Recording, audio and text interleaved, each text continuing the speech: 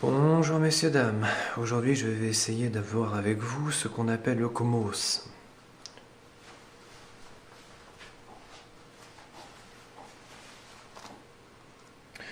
Là vous avez la pile du CMOS et là vous avez le BIOS.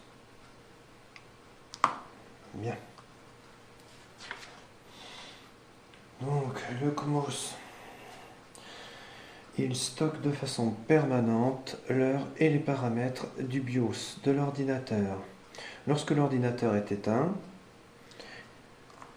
il est alimenté par la pile.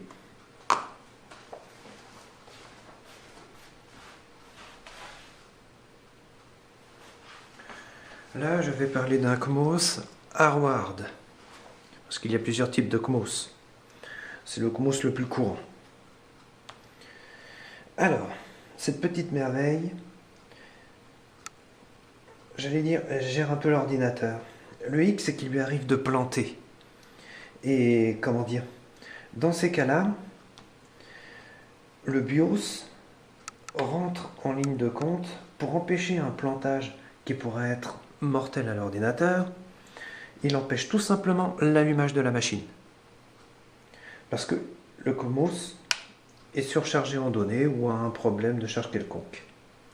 Bien, dans ce cas-là, en quoi ça touche vos machines? Normalement, vous avez 2 bips suivis d'un long silence et 2 nouveaux bips. Et votre machine, normalement, ne s'allume pas. Dans ce cas-là, qu'est-ce qu'il faut faire? Je vais vous donner un truc tout simple. Vous mettez votre machine à plat, comme je l'ai déjà fait dans mes précédents tutoriels. N'hésitez pas à aller les consulter. Vous avez la pile du BIOS, du CMOS, pardon. Vous faites sauter. Vous attendez 15 à 16 minutes. Vous la remettez. À partir de là, le CMOS peut se réinitialiser, comme il est déchargé. Vous appuyez sur le bouton d'allumage, et si tout se passe comme prévu, par les magies de l'informatique, l'ordinateur se rallume, et tout rentre dans l'ordre.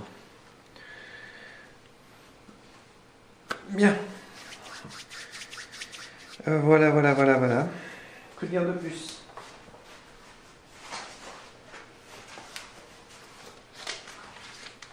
Oui, j'ai des petites notes, parce qu'on m'avait fait la réflexion sur Internet au sujet de mes notes.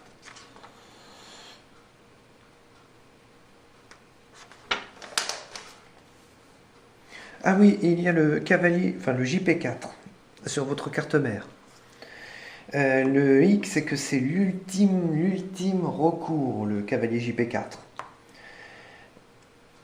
Si vous le devez, vous vous renseignez sur votre carte mère, vous essayez de trouver la notice. Normalement, c'est un genre de petit cavalier comme ça. Tout ce que vous êtes censé avoir à faire, c'est le mettre de l'autre côté et allumer votre machine. Le hic, c'est que je ne conseille pas de faire ça parce que, comment dire, c'est vraiment l'ultime recours, quoi. Par contre, pour le BIOS AMI, c'est un ancien BIOS qui est complètement différent. Là, vous avez 9 bips douloureux, suivi d'un long silence, et à nouveau 9 bips douloureux. Dans ce cas-là, c'est que la puce du BIOS peut être à changer, ou tout simplement à flasher. Pour le flashage, vous vous renseignez sur Internet, parce que je ne vais pas vous montrer une méthode que je trouve légèrement risquée. Bien, quand vous avez 10 bips, suivi d'un long silence et 10 nouveaux bips, c'est tout simplement votre carte mère qui est tout simplement à réparer. Voilà.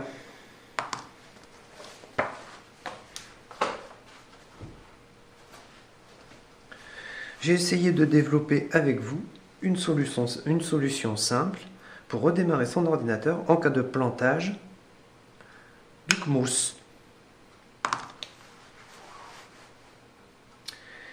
Voilà. Je préparais aussi un reportage sur les barres mémoire. Il est annulé. Et je préparais aussi tout un paquet d'autres choses, mais ça va être sur d'autres sites. Ça va être sur d'autres sites plus sécurisés que Google Chrome, dit aussi Google Chrome, et surtout YouTube. Et j'ai un petit message à faire passer à une certaine personne. 20 sur 20 dans la déduction. Tout ce que tu avais dit s'est produit. J'imagine que le commandant est vraiment pas le bienvenu ici. Bien. Eh bien, en espérant avoir réussi à vous aider. Et en vous souhaitant une bonne journée. Au revoir, messieurs, dames.